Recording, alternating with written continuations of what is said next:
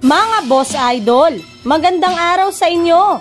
Panibagong araw na may panibagong video na naman ang ating tatalakayin ngayon. Tara na't pag-usapan natin ang sinasabing papalit kay Gary Payton II sa Golden State Warriors at ang naibalitang 3-team blockbuster trade na gagawin ng Barangay Ginebra. Pero bago nga natin yan umpisahan, introhan muna natin to.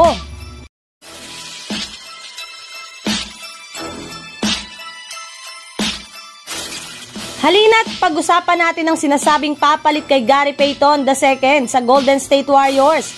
Naibalita na nga noong nakarang araw na nagtamo nga si Gary Payton II ng malalang injury sa likurang bahagi ng kanyang kaliwang binti.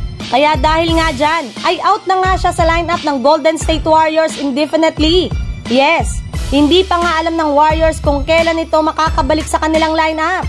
Pero ang sigurado nga nila ngayon ay hindi na ito makakapaglaro sa kanilang team ngayong taong 2023. Para nga sa inyong kaalaman, nag-average rin naman nga sana si Payton ng 5.9 points at 3.1 rebounds per game plus napakalaking tulong rin naman nga ng depensa nito sa kanilang mga laro.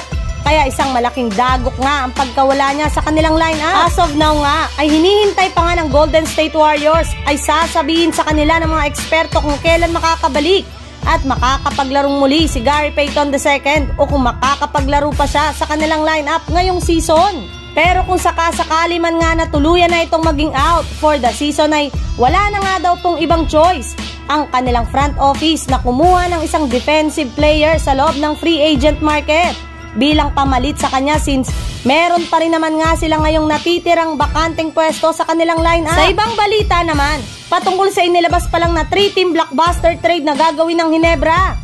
Ayon nga sa pinakahuling inilabas sa balita, kahit man nga daw po maganda na ang ipinapakitang performance ngayon ng Ginebra ngayong PBA Commissioner's Cup, ay hindi pa rin nga nila sinasarado ang posibilidad na gumawa pa ng isang malakihang move upang mas mapalakas pang lalo ang kanilang lineup. At isa na nga dyan ay ang sinasabing paggawa nila ng isang 3-team blockbuster trade kasama ang mga kupunan ng Talk and Text at Northport Batang Pier.